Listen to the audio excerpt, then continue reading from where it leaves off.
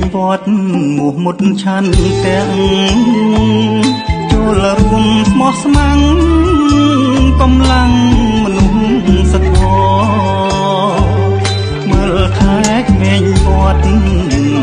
ឧបត្ថម្ភគាំទ្រជីវភាពឲ្យល្អបន្តសិក្សាប្រពៃ